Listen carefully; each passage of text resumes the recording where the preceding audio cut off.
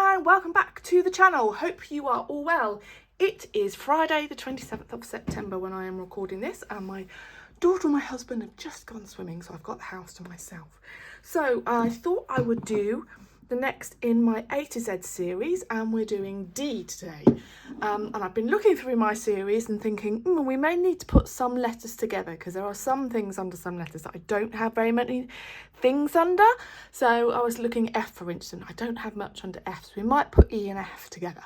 But with D, I do have quite a lot. So I thought I would talk about D. So I'm going to talk about the supplies beginning with D that I use, and then I will talk about the colouring book artist beginning with D. So Derwent, I think that's probably what we're going to start with. So I have a variety of so I'm going to do Derwent pencils, colouring pencils. I think there's a few other Derwent things that I use, like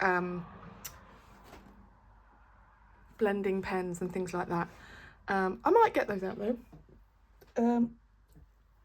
Okay, yes, so there's a few Derwent products that I use, so I thought I'd go through the pencils first. So I'd say the thing Derwent I use most is my Derwent Inktense. I don't have the full collection. I kind of curated the set myself. I think I started off with a set of 12, and then they released some more colours. I think I started off with a set that they do of 12, working out whether I liked them, and then they came out with some more colours last year. So I think the full set is 100, and they came out with some more colours last year, so I asked for some kind of additional colours for Christmas. So I think I have around about 30. 1, 2, 3, 4, 5, 6, 7, 8, 9, 10, 11, 12, 13, 14, 15, 16, 17, 18, 19, 20, 21, 22, 30, 31, 32, 33, 34, 35, 36. I've got 37, which is a very weird number. And I think I would like to get a few more, but they're not my utmost priority because I don't use them a lot. But I think they're a pretty amazing pencil. I think the thing to say about Derwent Inktense is they're not like other watercolour pencils. When they go down, they're like ink. So when they dry, you can't reactivate them to kind of move them around potentially and blend them with, if you want to put another colour. If it's dry, you can't then potentially blend it into that colour if it's already dry. So you have to very much, if you're wanting to blend the colours together, it's very much working with them when they're wet. I have really enjoyed working with Derwent Inktense in Eerie books. So I like to base Eerie images with Derwent Inktense, and then go over the Inktense with Black Widow pencils, and that is how I'm using Inktense. I used Inktense on the branches, on the trees, and pretty much everything else. I didn't use Inktense for the background. That was a different watercolour pencil. But I did use it for pretty much everything else on that, except for that, which I'll talk about in a minute. So yeah, so I really like them. Really, really vivid colours. They're not as easy to use dry, I would say, as say Faber-Castell Albrecht Dürer are. Like with the Albrecht Dürer, you can use them dry as a normal pencil. You don't have to activate them, and they still blend beautifully, whereas these are much more difficult, I would say, to use dry. And if you do activate them, it is then difficult, I find, to go back in with them dry. So these they're quite a unique pencil, I would say, but the colours are really, really lovely, and they're the typical kind of nice heavy barrel. You'll have a dipped end here, name and the number, and I really like them for using them in Eerie. I do like using them in Melpomene Chatsupana Jutu as well, but yeah, that's the Derwent Inktense. Then I also have Derwent Graphitint. I think I bought these when I left my former job, where I was given a gift card and I bought some Derwent pencils. So the Graphitint, they all have like a charcoal or a graphite tinge to the colours. I'm just going to get my swatch out so you can see them. And it's a set of 24, I think. 6, 7, 8, 9, 10, 11, 12, 13, 14, 15, 16, 17, 18, 19, 20, 21, 22. Yeah, set of 24. I'm just going to find the colours. It's not very good in this swatch book because the paper's not brilliant. Sorry, should have all had. So this is the Graphitints are these ones and these ones. So I would say they're all quite muted tones, and I think they're really, really good for use on stonework and landscapes. I really, really like them for that. And again, I use them on this Erie page. I use them on this bit of the well here, and they just give that kind of perfect colour tone that you're after, really. And I used the Graphitint on there, and then I went over that with Black Widow pencils to just do a little bit more shading. They are a bit more like typical watercolour pencils. They're not like ink, you know, when they're dry they're permanent. But I tend to use them for things like that. I think I used them, don't think I used them on there, but I have definitely used them for a house before. You know, houses, pavements, that kind of thing. I used Inktense for this definitely. All of this is practically Inktense based, and then gone over with Black Widows. The background is distress ink. So yeah, so that's what I use the Graphitints and the Derwent Inktense for. And then the other pencils that I have are the Derwent Drawing pencils. Now, this is, again, a really lovely curated set by them. It's a set of 24, and they come in this. So they're slightly different colours. They're kind of this russet colour. Again, they have the dipped end and the colour and the number, and a lovely thick round barrel. Now, I haven't used these very much, and I really feel as though I should. And the swatch for these is actually on this left-hand side here. So again, these are all quite muted tones, really good for landscapes. They've got these beautiful greens here and some lovely browns kind of here, and that yellow's gorgeous, yellow ochre, and some pretty nice greys. And the texture, they're really nice and creamy, I've found, but I haven't used them very much. I have used them in Molly Harrison. I used them for like the stonework in there, and they worked really, really lovely, and that paper isn't brilliant. But yeah, so that's my Derwent pencils that I've got, and I've got them in with my Black Widows. Then the other Derwent product that I use is the Derwent blender pens. So you get a thin nib one, if you can see that, and you also get a thicker nib one, and they're like a so they're not like the pencils. You just literally colour over the pencil and it makes it and smooths it out. I can't say, I bought these and I did use them a lot, and I've got a backup set, but I can't say I use them very much anymore. I tend to blend my colours together with a lighter shade of the pencil tone that I'm using. So it's normally a 3 or 4 pencil blend, or I use a white.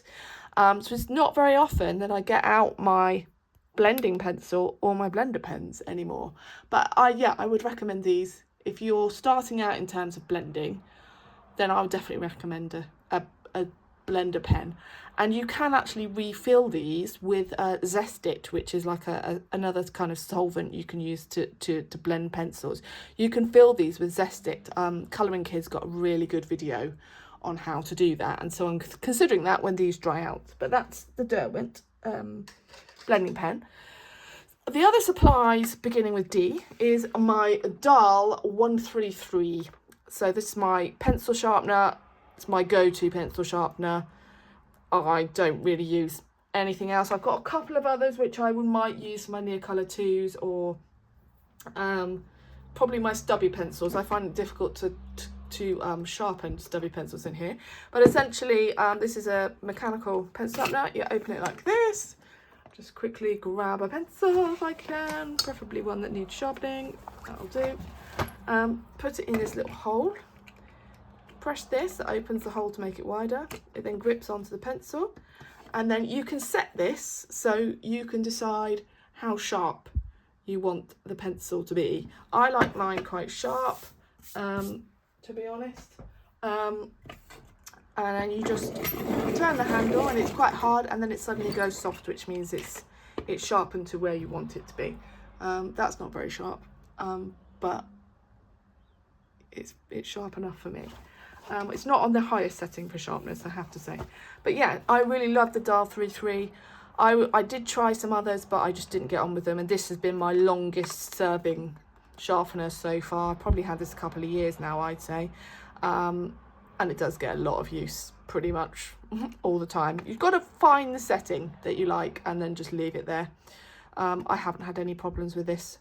It is relatively expensive pencil sharpener. I think I roughly got mine for just under £15, but it's probably more now. But yeah, that's the pencil sharpener, Dhale 133. Then the other thing for supplies is deco art. So I use deco art enchanted shimmers, which are acrylic top coats, which go over colouring. I don't know if I've got anything in Eerium I can show you actually.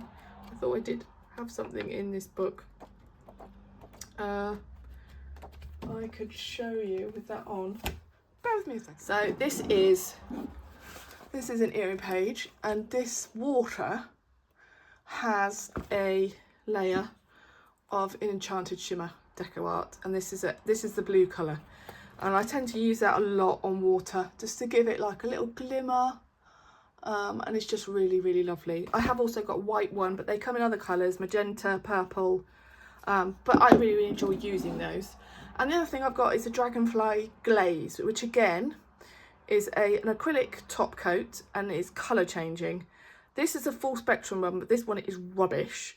But I have got another one which is like a blue violet shift, which is really nice. So that is all the supplies for D. Then we move to artists, beginning with D. So I have a couple. The first one is Diane Du Four. This is a Hatchet Hero book, and I have a couple of her books. I haven't got the mermaid one. So first we have Balls de Poil, which I think means balls or fluff or fur balls. And this book is fabulous. Absolutely lovely. Lovely size, lovely square book. I would say roughly 15 centimetres by 15 centimetres, maybe a bit smaller. Paper is divine. You can use water, no problem. And I'll just show you my completed pages I've done in this book so far. So that's that one. I just really fancied a yellow and black person. We might go from the back actually. This one, didn't like this. Well, this is one where I've used the enchanted shimmer on the water. Didn't like that one so much. This one was last month, and again I've used enchanted shimmer on the water. I think I may have even used ink tints. This one was a buddy colour with my daughter, and that one was really fun. This one I used watercolour on, and that was part of colour alongs that Livella's Colouring is doing. Really enjoyed that one. That one's really fun. Did this one last year. That is a TBC Silky Crayon background. That one was the first page I ever did. Unfortunately, I had transfer onto this page. That's the first one I ever did. It was Christmas when I got this book, so that's why it's a Christmassy page. This one I did with my daughter when my husband was in hospital having his hip operation. I think I've missed one. This one I totally love. That is a watercolour moon. It's all shimmery. I absolutely love that page. And I think I used ink tints in the background for that one as well. So it really takes water very well. This one I did with my daughter. I think that's a Neocolour 2 background. So the pages, you know, that's barely warped. A little bit crinkly on this side, but it really takes water very well. That was like the second page I ever did. Really pastely colour, really fun page. Then we're back to that, but there is another one I've done in here which I haven't seen.